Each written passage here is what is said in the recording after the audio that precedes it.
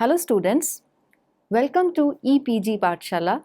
I am Dr. Anupama, Professor at Department of Economics, Punjabi University, Patiala. I am going to talk about the module Urbanization and Dimensions of Well-being from Population, Urbanization and Poverty. So students, we are going to discuss about various concepts and aspects of well-being. We will also discuss how urbanization increases or diminishes the level of happiness and well-being of urban citizens.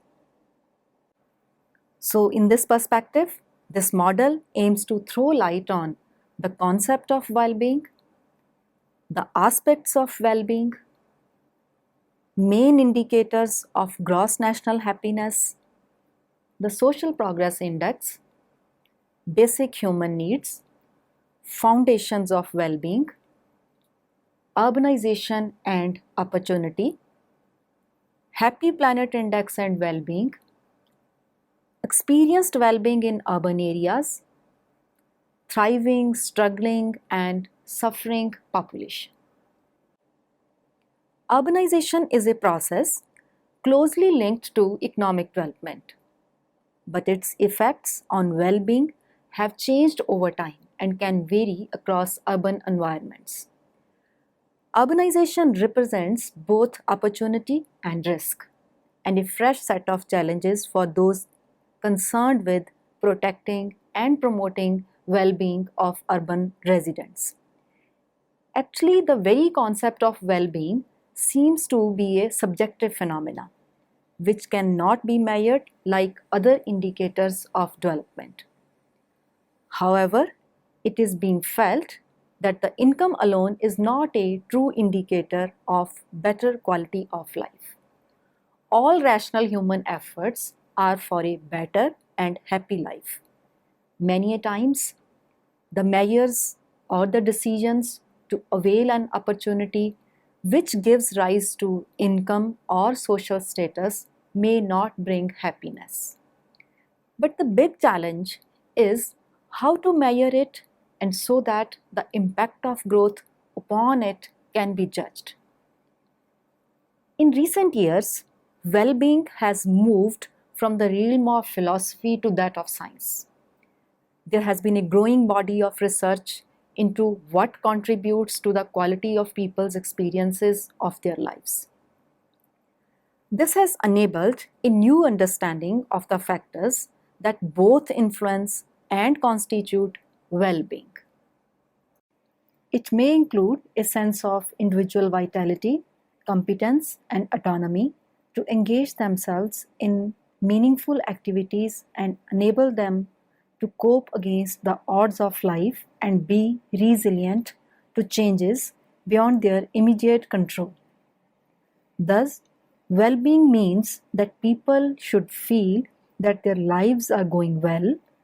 Well-being is most usually thought of as the dynamic process that gives people a sense of how their lives are going through the interaction between their circumstances, activities, and psychological resources or mental capital. Because of this dynamic nature, high levels of well-being mean that we are more able to respond to difficult circumstances, to innovate and constructively engage with other people and the world around us, as well as representing a highly effective way of bringing about good outcomes in many different areas of our lives. There is also a strong case for regarding well-being as an ultimate goal of human endeavor. Now let us define well-being. Perhaps the most cumbersome yet important task before the social science researchers is to define well-being. The big question is whether it can really be defined or measured in a precise manner. In economic literature, we can find a number of ways in which the concept of well-being is defined.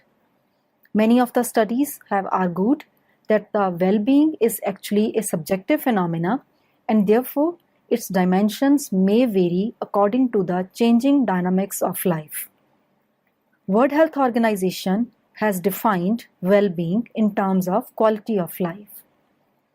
It defined quality of life as an individual's perception of their position in life in context of the culture and value systems in which they live and in relation to their goals, expectations, standards, and concerns. It is a broad-ranging concept affected in a complex way by the person's physical, health, psychological state, personal beliefs, social relationships, and their relationship to salient features of their environment. The concept of well-being is undeniably complex. It is also being stated as the balancing point between challenges and resources. Brickman and Campbell, as well as Henry and Klopp, have defined the well-being in the manner as shown in Figure 1. We can see from the seesaw figure which defines well-being and show that each time an individual meets a challenge, the system of challenge and resources comes into a state of imbalance. As the individual is forced to adapt his or her resources to meet this particular challenge, in essence, stable well-being is when individuals have the psychological, social, and physical resources they need to meet a particular psychological, social, and/or physical challenge. When individuals have more challenges than resources, the seesaw dips along with their well-being and vice versa. This definition helps to understand how people cope with change and how their levels of well-being are affected. Let us discuss about various aspects of well-being. Looking at the definition of the well-being, another important question is about the components of well-being. That is, what type of resources are required to maintain the balance with the challenges. There are a number of ways through which the well-being can be measured. Though income indicator is always considered to be a proxy for the experienced prosperity, but it has always ignored the negative well-being implications of the longer working hours and other stresses. The GDP indicators are criticized for failing to take into account of inequality, environmental costs, expenditure due to negative events, and the value of unpaid work, and for ignoring direct measures of other aspects of welfare, such as health and education. Economic indicators have been used as proxies for well-being under the assumptions of classical economics that people have rational and stable preferences and that their well-being is greatest when they have maximum opportunities to satisfy their wants and desires. Typically, it has been assumed that maximizing opportunity is a matter of maximizing individual wealth. So, if people are wealthier, and the theory says they will be happier. But psychologists have tested these classical assumptions against observations of real economic behavior and have found that people often make decisions and choices that are irrational, at least in the terms set out by economists.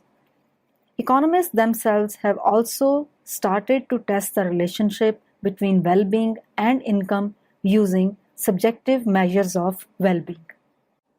Typically, these are responses to large-scale surveys where people provide a self-reported assessment of their happiness and satisfaction with life, which research suggests provides reliable ratings of overall life satisfaction.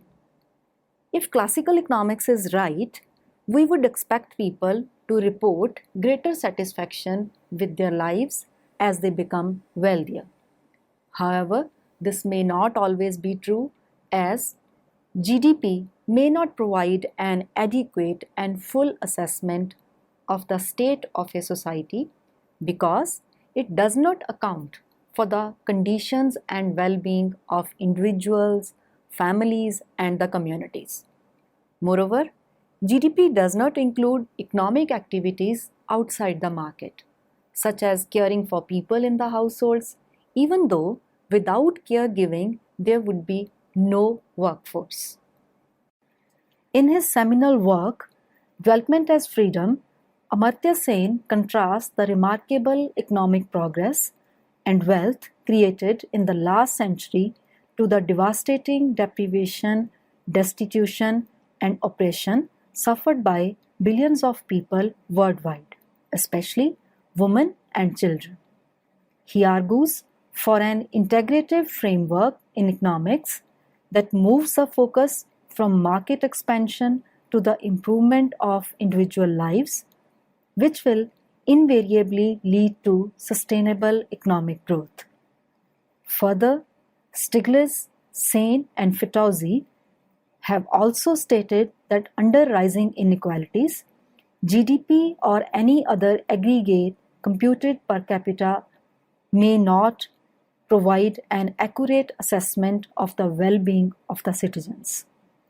Thus, on basis of these arguments and review of the related literature on limitations of GDP as an exact indicator of well-being, the World Happiness Report and the Social Progress Indicators have evolved a set of indicators to measure the well-being of the citizens.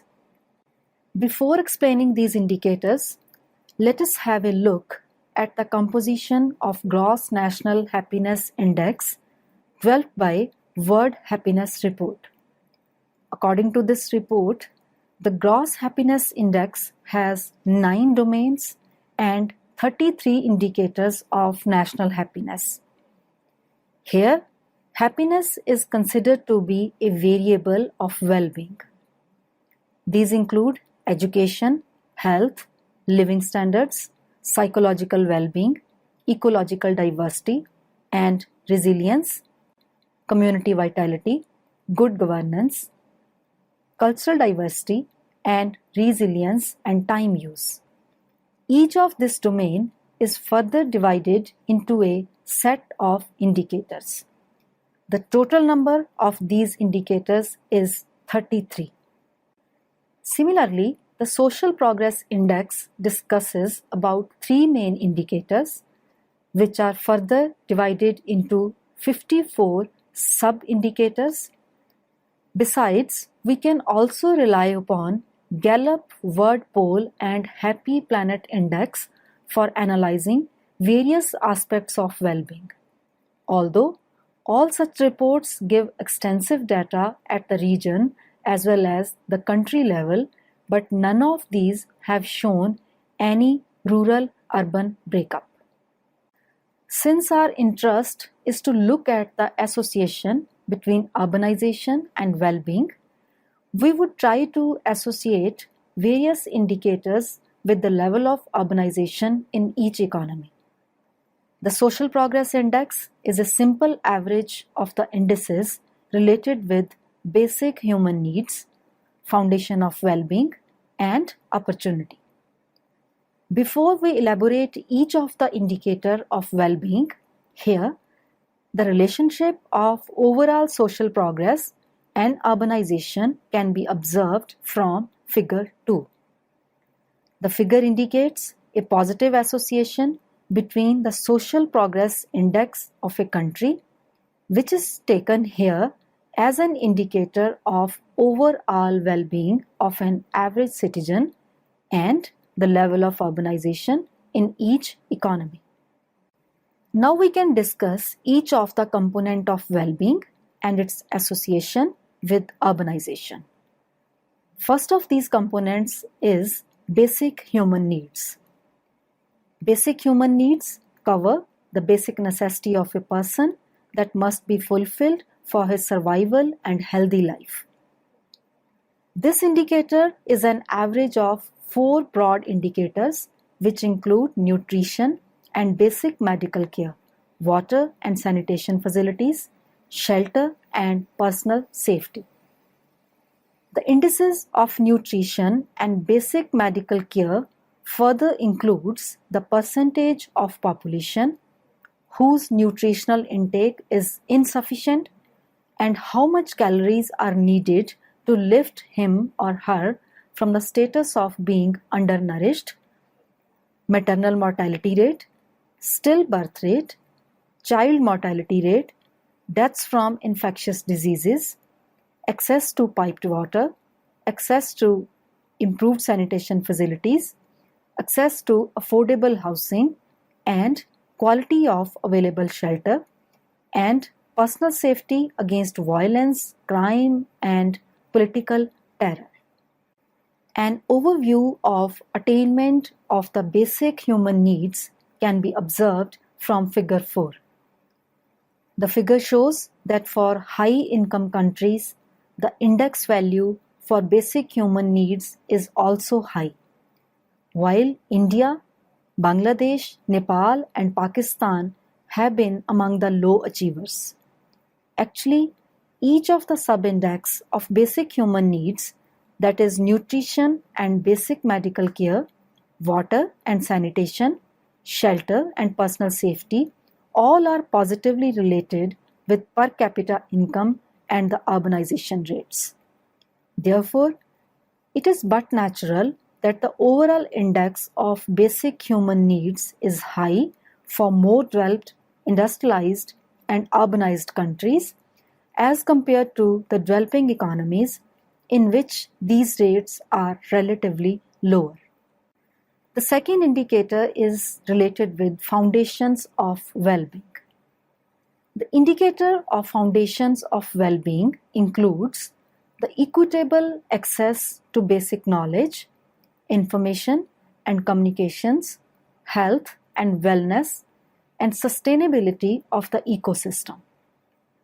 These indices are further decomposed into 16 more sub-indices covering adult literacy rate, literacy at the primary and secondary level, gender parity in access to education, number of mobile, telephone, and internet users, freedom of press, life expectancy, probability of deaths from non-communicable diseases, obesity rate, suicide rates, deaths due to outdoor air pollution, greenhouse gas emissions, water withdrawals, and protection of biodiversity and natural habitat.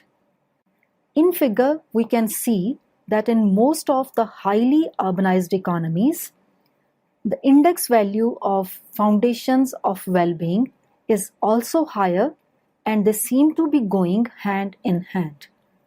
However, in the South Asian economies, especially in Nepal and Sri Lanka, the level of urbanization is not affecting the level of foundations of well-being, and relatively higher values of foundations of well-being are achieved even with lower rate of urbanization. Actually, in these economies, the governments have taken due care of education and health facilities, irrespective of the rural and urban locations. Sri Lanka has higher rank among all the South Asian economies on human capital indicators as well as social protection index. Still, we can see a positive association of urbanization rates and the index value of the foundation of well-being in figure 7. The positive slope of the curve itself indicates that as the level of urbanization increases, the value of the sub-indices of the indicator of foundation of well-being also increases. The third indicator is that of opportunity. Another indicator of well-being of a person is the degree and quality of opportunity. This index includes the personal rights, personal freedom and choice, tolerance and inclusion, and equitable access to advanced education of international standards. The correlation of opportunity and urbanization is again found to be positive, showing that all the dimensions of opportunities have a higher value in more urbanized societies. Happy Planet Index and Well-being. Another attempt to measure the well-being of the individuals is the Happy Planet Index developed by New Economic Foundation, London. This is based upon three indicators. These are well-being, life expectancy, and ecological footprints. Each of three components is given a traffic light score based on the thresholds for good, that is green, middling, that is amber, and bad, that is red performance. These scores are combined to an expanded 6-color traffic lights for the overall HPI score, where to achieve bright green, the best of the 6 colors, a country would have to perform well on all the three individual components for greater happiness of its citizens. The index uses global data on life expectancy.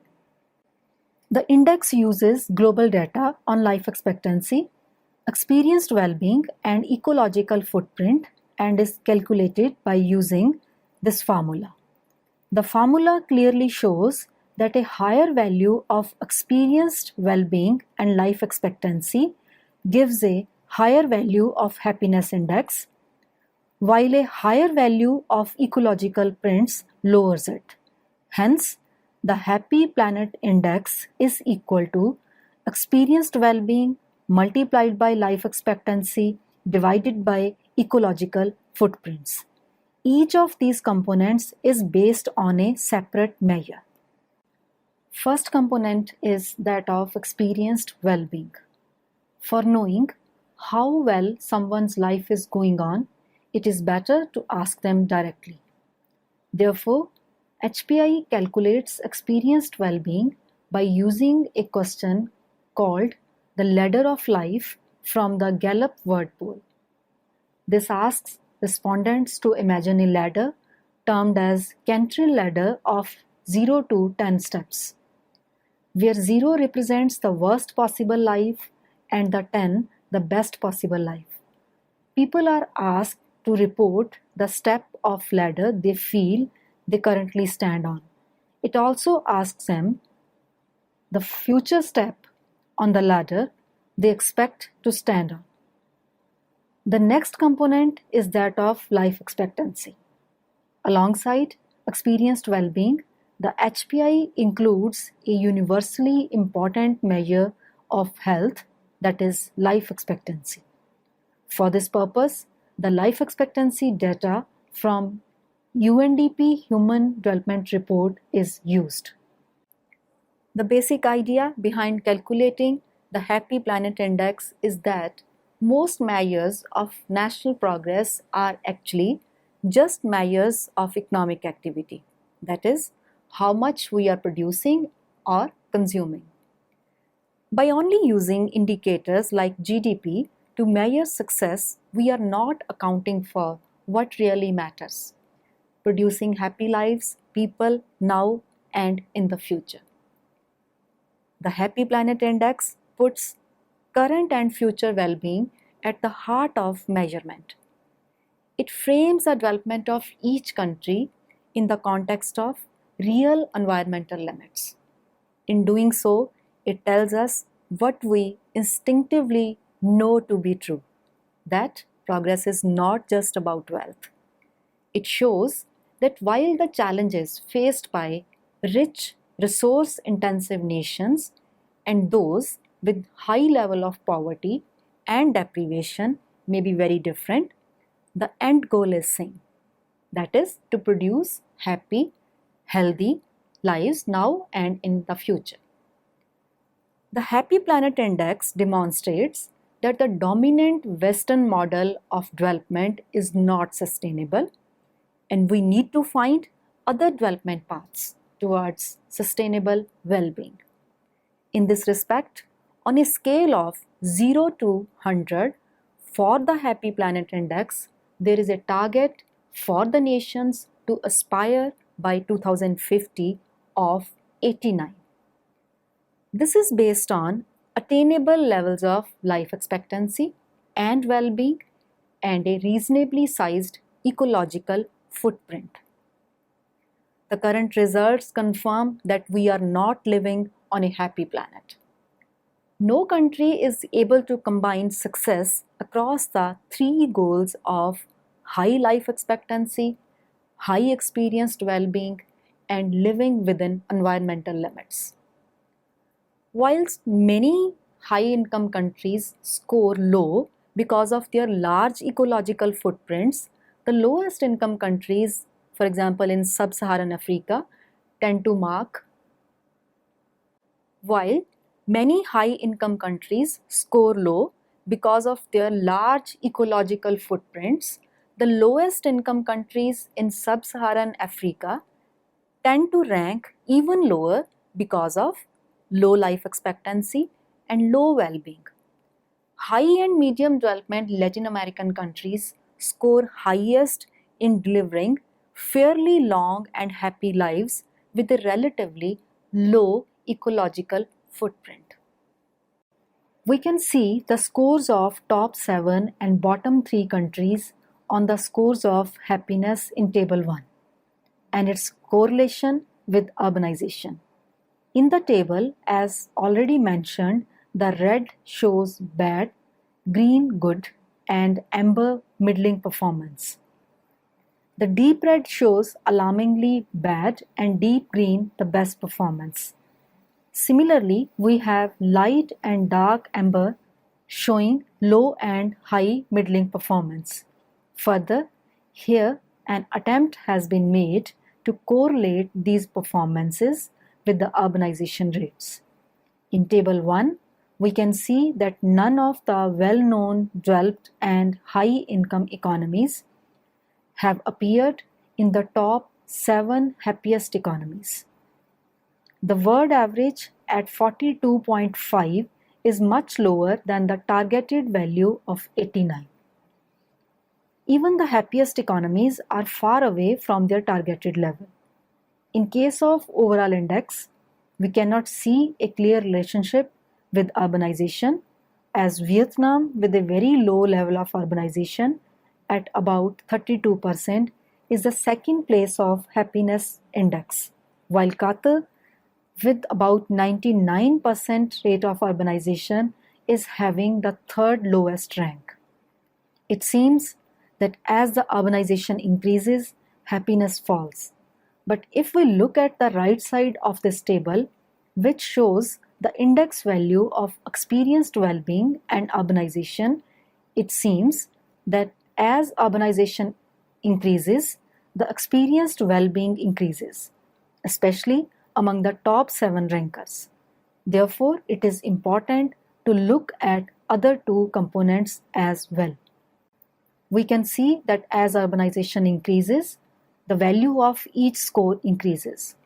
The countries with higher rates of urbanization also have higher scores of life expectancy and ecological footprints.